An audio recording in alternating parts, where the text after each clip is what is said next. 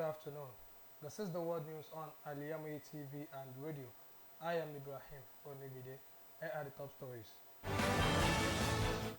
Vice President Kasim Shettima arrived US for AFDP World Food Prize event. Ogun gives street traders on Lagos-Ibadan Expressway 21-day quit notice. In business, federal government WPC partner on roadmap to transform solid mineral sector. On the foreign scene, Iraq sentences Saddam Hussein daughters for promoting political party. In sports, Eyimba lost at home to Wydad Casablanca in African Football League. Details of these and more coming up shortly. Welcome back. Now the news in detail. Nigerian Vice President Kasim Shettima is in the United States for the African Development Bank World Food Prize. The Vice President will participate in the AFDP World Food Prize felicitated Norma E. Borlaug International Dialogue, which begins on Tuesday in Owa. This was contained in a statement by the spokesman to the President on Media and Communication Office of the Vice President, Stanley Nwocha. Shettima is scheduled to attend high-stake meeting across some states in the U.S. with manufacturers, investors, and top government officials. The VP will use the platform to speak to the potentialities and endowment of Nigeria's agricultural sector, who investors and push for commitment in achieving President Bola Tinubu's mandate and programs for Nigeria agro-food sector. The People Democratic Party (PDP) says it is confident that the Supreme Court will declare its candidate Atiku Abubakar the winner of the 2023 presidential poll. The Supreme Court has fixed today, Monday, to hear Atiku's appeal challenging President Bola Tinubu's victory. In a statement issued on Sunday, PDP spokesman Debo Ologunagba expressed optimism that the Apex Court will dispense justice considering the evidence of alleged electoral fraud presented before it. The opposition party said Nigerians and lovers of democracy across the world expect that the Supreme Court will use the case to firmly validate the maxim that the judiciary is the last hope of the common man.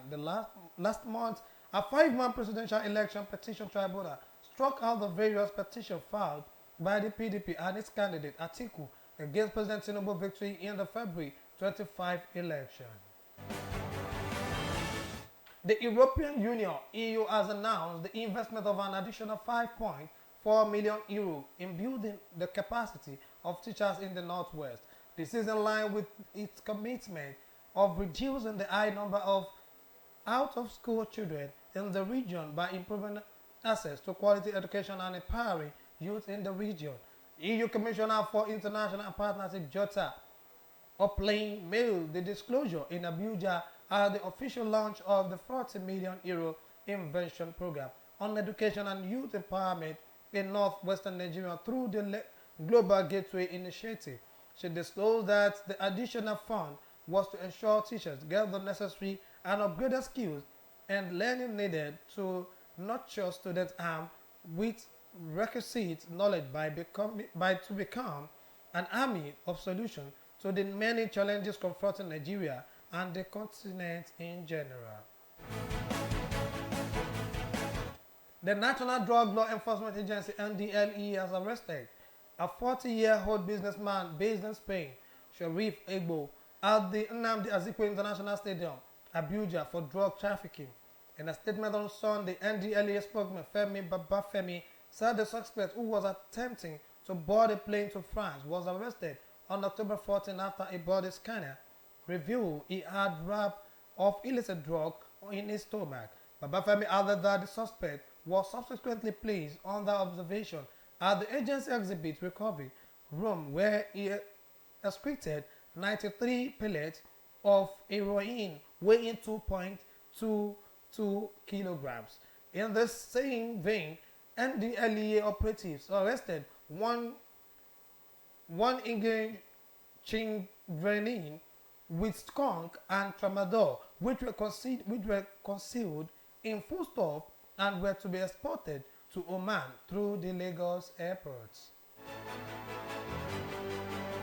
The Ogun State government has given a 21-day ultimatum to all street traders operating on road setback along the Lagos-Ibadan Expressway to vacate the road.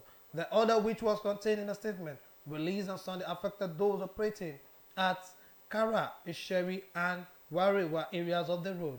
The government said it would demolish all shanties erected in the affected areas for a proper cleanup and beautification of the road setback to complement the reconstruction of the highway by the federal government. The Commissioner for the Environment, Ola Oresanya, said the state government decided to dislodge the traders and demolish all shanties after several warning abatement notices to other entities for them to move the government-approved market field. The governor of Kogi State, Yaya Bello, has denied reports circulating online suggesting that there have been assassination attempts on his life. There were reports on Sunday regarding assassination attempts on Governor Bello's life, but clarifying the incident, a statement signed by the governor in Abuja labeled the claims as false and should be disregarded. He explained that the incident was a trivial disagreement between his personal security team and military personnel assigned to protect the road, maintaining that there was no attempt whatsoever on his life. Human rights lawyer Femi Falana has advised the Minister of Interior Olubunmi Tunji Ojo to review the plan to pay 500 million naira in fine to ensure the release of 4,000 inmates from correctional facilities nationwide. In a statement on Sunday, Falana said while the minister deserved commendation for the initiative, the plan should be reviewed. The senior advocate of Nigeria said the money earmarked for payment of fines should be instead be spent on the welfare of inmates in the correctional center, while alternative decongestion policies are considered. You are listening to the world news on Al-IyamoyeTv and radio. Still to come, a business, foreign and sports. Welcome back to the rest of the news. In business and economy news, the federal government says it will work. The federal government says it will work with Price Waterhouse Coopers, PwC, a professional service firm, to execute the policies under the 7-point roadmap to transform the solid mineral sector. According to a statement released on Sunday, the Minister of Solid Mineral Development, Dele Alake, stated when partner and head of mining sector business development at PwC, Abib Jayola, visited the ministry. During the visit, Alake said the expertise and idea of PwC will be factored into reform of the mining sector and implementation of the 7-point agenda. He added that the President Bola Tinubu is focusing on the sector as a game changer in order to reposition the country for lasting prosperity. On the foreign scene, Pope Francis on Sunday again pleaded for an end to the Hamas-Israeli conflict amid fears it could widen. Speaking after its traditional Angelus prayer in Rome, St. Peter's Square at Pope, the Pope stated that war is always a defeat and a destruction on human fraternity. He also called for more humanitarian aid to be allowed into the Gaza Strip. Thousands of people have been killed since October 7, when Palestinian group Hamas attacked Israel, with thousands more in need of humanitarian aid. A Baghdad court on Sunday sentenced in absentia and the exiled daughter of Iraq dictator Saddam Hussein to 7 years in prison for promoting her father's outlawed Ba'ath Party. The party was dissolved and banned after Saddam Hussein's government was toppled during the 2003 U.S.-led invasion of Iraq. According to the ruling, Saddam Hussein was found guilty of the crime of promoting the activities of the Ba'ath Party during television interviews she gave in 2021. In the world of sports, Enyimba faces elimination from the African Football League after they lost 1-0 to their visitor, Wydad Athletic Club of Morocco. Wydad Casablanca took control of the quarter-final contest in the opening minute with campaign Ibrahim scoring the lone goal from the spot 8 minutes before the break. Enyimba fought hard to get back into the game but couldn't break down the opposition defense. The Aba Giants were reduced to 10 men when Alibo Somari was sent off late in the game. The reverse fixture will take back next week Wednesday in Casablanca.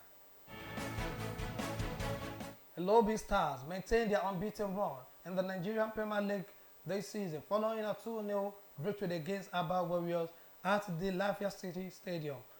Liman Amodu and Alao Dembani scored both goals for the Makurdi-based club. Lobby Stars topped the standing with 2 wins and 2 draws from their opening 4 games this season. Enugu Rangers moved to the second position courtesy of a 1-1 draw with Kwara United. In Eket, Shooting Stars piled more pressure on Aqua United head coach Fatai Osho after holding his side to a barren draw. To end the world news, a quick recap of the major stories.